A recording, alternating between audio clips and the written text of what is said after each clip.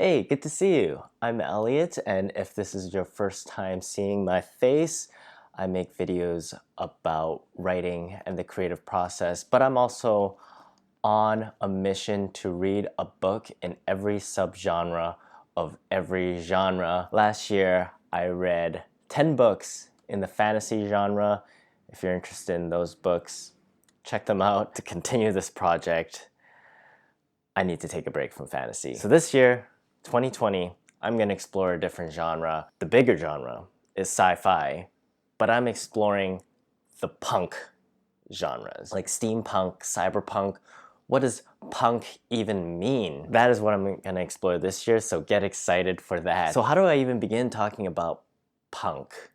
Like, what is it? Why is it the suffix for this whole entire subgenre, you know? So the first punk book I'm reading this season is Leviathan by Scott Westerfeld, and it will be representing the BioPunk genre. So when we talk about punk, we often associate it with the music genre, and when we talk about literature, we're not too far off from the same definition. There was this new genre that was forming.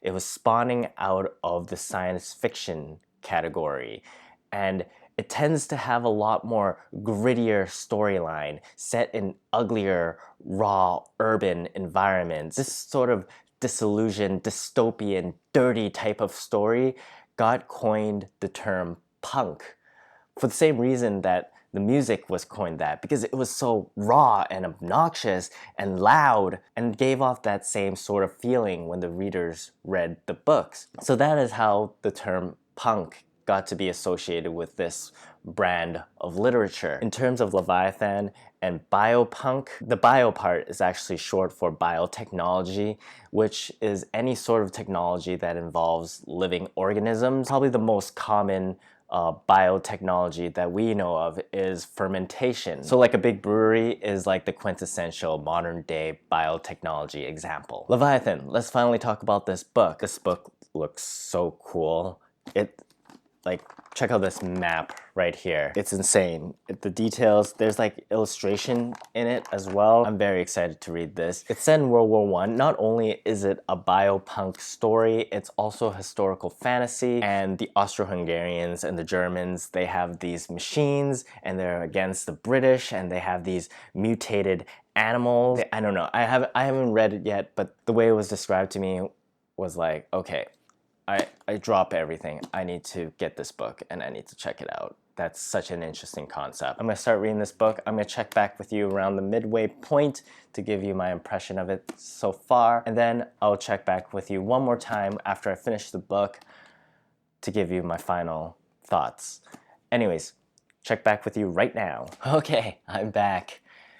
And I'm still reading Leviathan by Scott Westerfeld. I'm around the halfway point and I just want to check in and give you my impression of it so far. This is probably one of the most enjoyable young adult fiction novels I have read since Hunger Games. I know that might not sound like the highest praise in the world, but it really is. This has been a real fun, interesting, and just overall really inspiring book. It's not often a novel will make me want to dive deeper into history, but it's done in such a unique way that all of a sudden I found myself just Googling some stuff about World War I, or even just watching a few YouTube videos about World War I, because the World War I details in this book is so subtle. It just makes me want to like piece together, wait, what is actually real history and what isn't? That's a really fun way of making people interested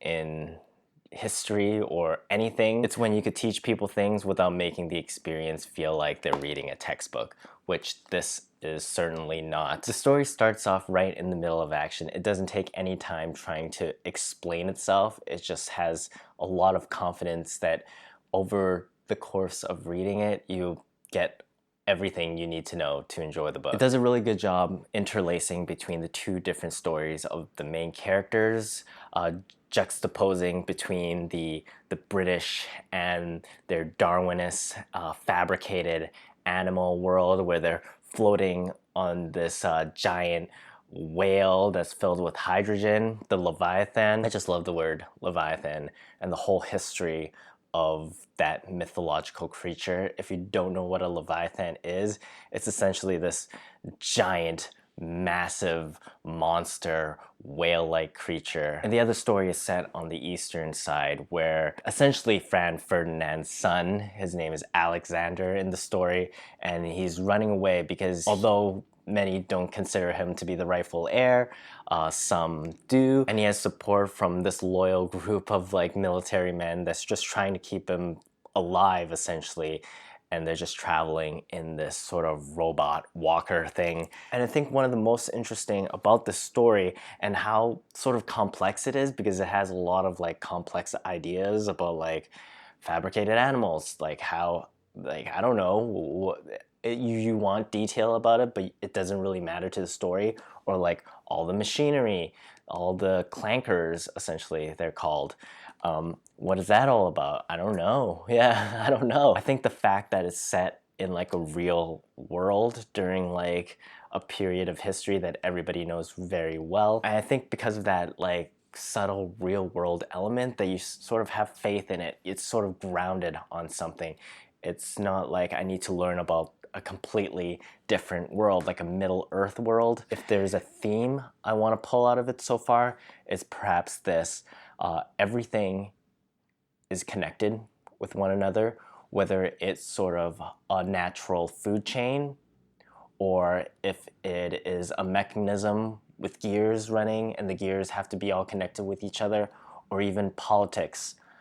The fact that if someone murders a duke, the whole system falls apart, which is actually a really good, I guess, allegory for World War I. It's that if you pull a piece out, an essential piece out, then the whole system itself kind of falls apart. So that is what I'm getting from Leviathan so far. I'm very much enjoying it. I look forward to seeing how it ends, and I'm kind of even looking forward to like reading the sequels now. Anyways, I'm gonna finish this off, and then I'm gonna let you know how I feel about the complete experience of this novel. Alright, check with you real soon. And now for the conclusion of my review of Leviathan by Scott Westerfeld. The first half of this book is very different from the second half. The first half sort of sets up the two different characters. The second half brings these two characters together. I think Scott Westerfeld did a really good job in setting the stage for these two characters, that they are not complete enemies, but they're not totally allies as well. So there's this mistrust that's happening. And I think what this book does really well is that it talks about prejudice in a way that it encourages us, especially for a young adult's novel, it encourages us to look at how a different culture does something and not immediately write it off as, that's the wrong way to do it, but that is a different way to do it. It comes with its own pros and cons, just like how the way we do it have pros and cons, and it creates this understanding. And it's very interesting seeing the interaction between the Clankers and the Darwinists and their simple beliefs of how things should work. And it's through those different ways of doing things that it sort of influences the way we live our life. For example, the Darwinists, they live on this giant floating whale ship filled with hydrogen. So what they're concerned about is the weight of their provisions, the weight of their crew members. And Clankers, they operate heavy machinery, so they don't really care about how much something weighs. They just want to get it on board, get it done quickly.